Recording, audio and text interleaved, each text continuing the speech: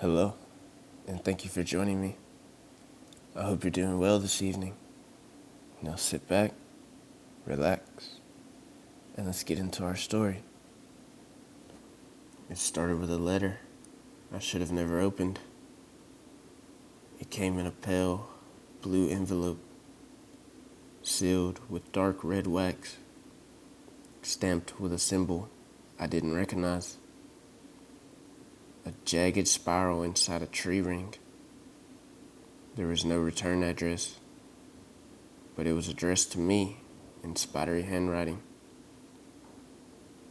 To Mr. Cole Anders, you are hereby invited to serve as interim caretaker for the Bramble Hollow estate, effective immediately. Compensation is generous. Duration, 3 months. Instructions enclosed. Your presence is required.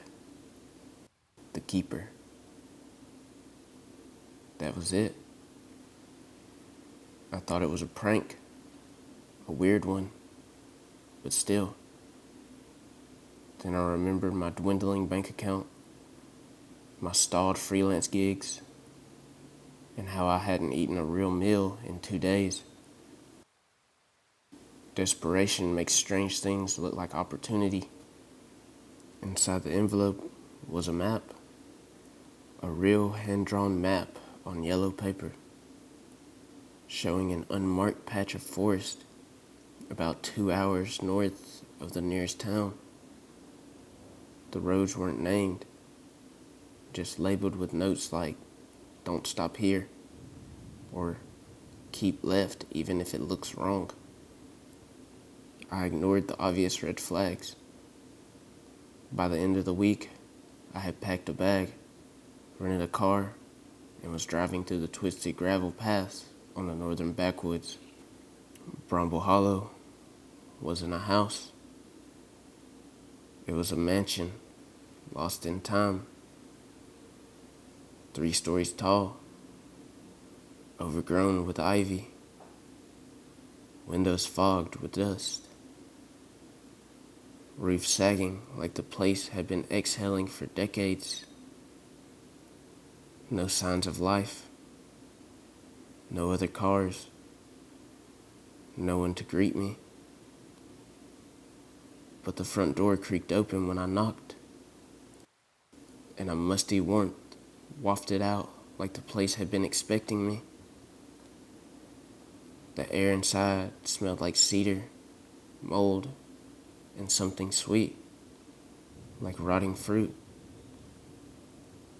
There were no lights, just oil lamps set along the walls.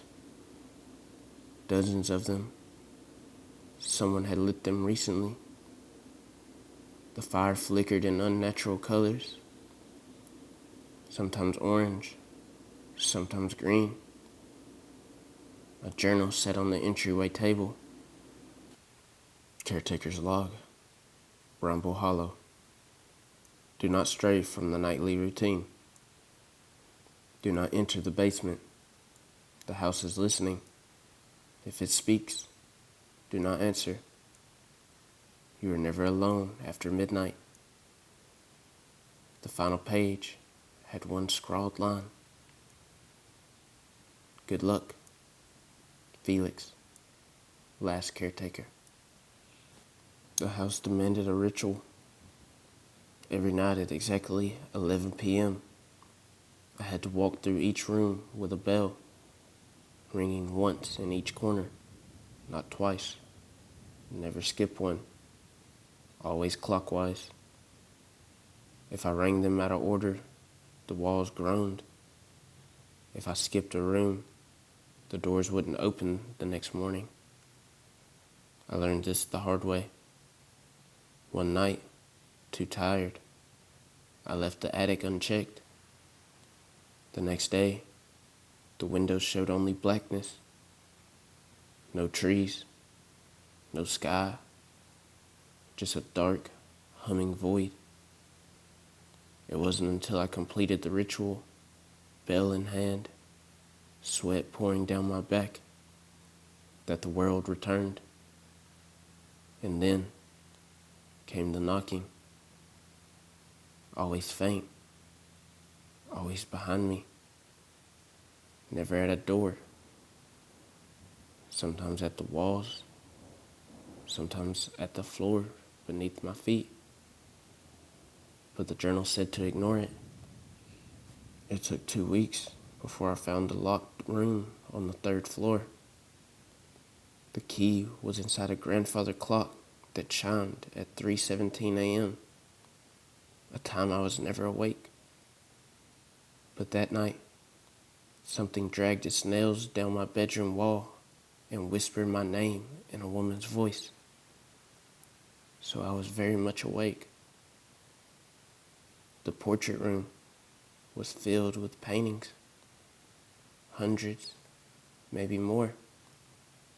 None of them hung straight, and all were damaged in some way. The faces were scratched out, deeply, violently, except one, a young man in caretaker's uniform, standing outside the house. His eyes followed me, no matter where I stood. The nameplate read, Felix Anders, my last name. I started dreaming of a figure made of branches and vines, his eyes hollow sockets that wept sap. He stood at the foot of my bed in the dreams, never moving, never blinking, just watching. I thought they were dreams until I found bark in the bed sheets and footprints, muddy, split-toed, leading from the woods to my window and back again. I confronted the house. I screamed into the empty rooms. I begged whatever owned this place to let me go. I hadn't signed anything. I didn't belong here. That night, the house whispered back, "You are the blood of the keeper. You cannot leave. The hollow chooses its own." The basement. I knew I'd have to go down eventually. The door was always locked until the 3rd month. Then it stood open, revealing a stairwell that twisted down into the earth. The walls dripped with moisture. The air buzzed with insects I couldn't see. At the bottom, I found roots, thick, pulsing veins running through the soil like arteries. In the center was a pit filled with bones and fragments of portraits. Half-buried faces stared up at me, cracked and rotting. A branch hand reached from the shadows and pulled itself free. The hollow man stood before me, not a monster, not exactly. A guardian, a warden, the true keeper. And he spoke in Felix's voice. 3 months, Cole. Blood binds. You are the next. Finish the roots. Feed the house. I ran up the stairs, through the house, out the door. The woods stretched on forever. I ran until I collapsed. I don't remember getting to the road, or the hospital, or even back to my apartment. But I did. That was a year ago. The thing is, I still have the bell. I never brought it back. But every night, I hear it ringing in the corners of my room. My windows fog like they did in Bramble Hollow. The lights flicker green. And last night, I got another letter. Same wax, same spiral tree ring. Time to return, keeper.